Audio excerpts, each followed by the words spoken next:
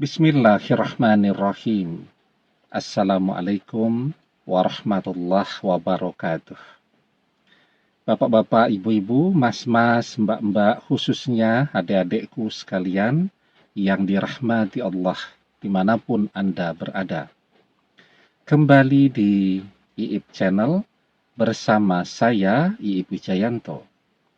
Kali ini kita akan membahas tema sudah berkali-kali memohon kepada mantan untuk kembali, tapi dia selalu menolak. Apa yang bisa dilakukan agar dia menerima untuk bisa kembali bersama lagi? Nah, kita sudah mencoba berkali-kali memohon agar dia mau kembali dan menerima kita lagi. 5 kali kita coba, 6 kali dia tolak. 10 kali kita coba, 20 kali dia tolak. Ya. Dan itu realita yang terjadi ya. Sekarang kita bertanya-tanya, kapan dan bagaimana caranya agar ketika kita meminta lagi, dia menerima, atau bahkan jika perlu, sebelum kita memintanya, mantan yang meminta untuk bisa kembali bersama kita lagi. Nah, sebelum kita bahas apa yang bisa kita lakukan, jangan lupa yang belum subscribe untuk memencet tombol subscribe dan menyalakan lonceng notifikasi agar Anda selalu mendapatkan pemberitahuan video-video terbaru dari channel kesayangan kita ini. Dengan subscribe, doa-doa kita selalu terhubung sehingga kita selalu bisa berdoa bersama-sama ya. Nah, kapan mantan akan kembali kepada kita? Memang kita selalu tergesa-gesa. Kenapa kita tergesa-gesa? Karena kekhawatiran, imajinasi kita, apa yang kita bayangkan. Kalau tidak segera mantan kembali, maka mantan akan direbut orang lain. Kalau tidak segera mantan bisa ditarik kembali, maka mantan akan disentuh oleh orang lain. Nah, itu kan bayangan-bayangan yang ada di dalam pikiran kita setiap saat.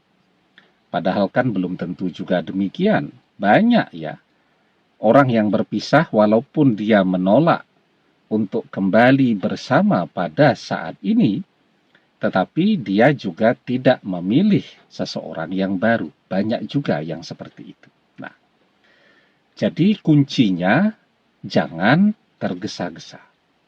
Persiapkan dulu diri kita. Perbaiki dulu diri kita. Tingkatkan dulu diri kita, ya, agar ketika kita meminta untuk bisa kembali bersama lagi, mantan merasa rugi kalau sampai menolak kita.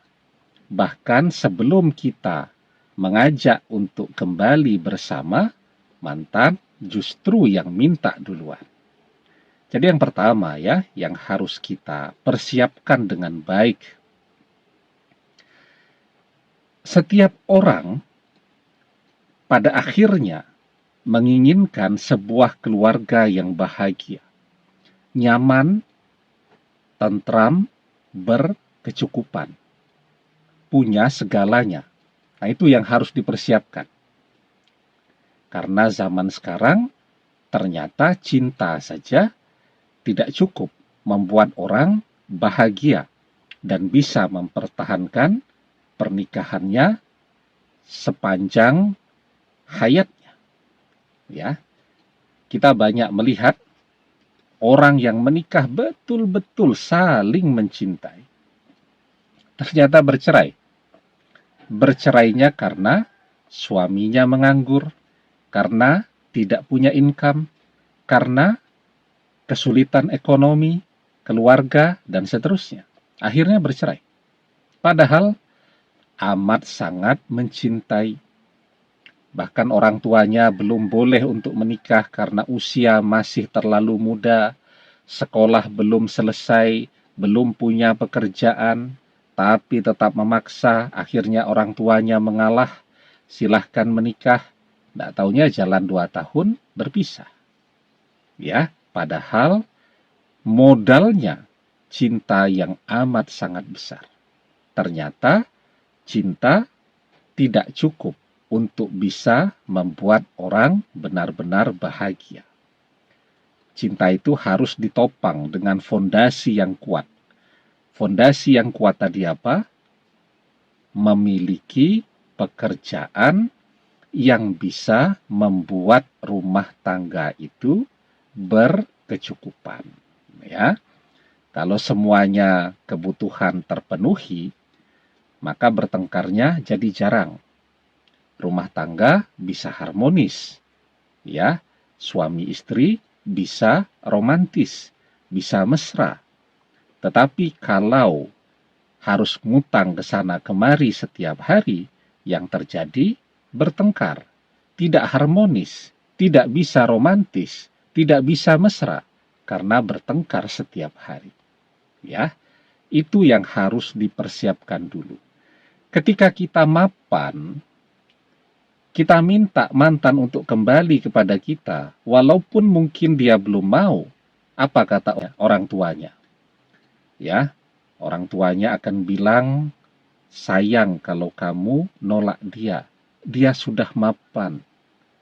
Ya, coba kalau kita tidak punya apa-apa. Apa kata orang tuanya? Ngapain kamu sama dia? Cari yang sudah mapan. Nah, jadi itu kuncinya, mapan. Kemudian kita juga tergesa-gesa ya. Padahal kita baru berdoa seminggu 2 minggu.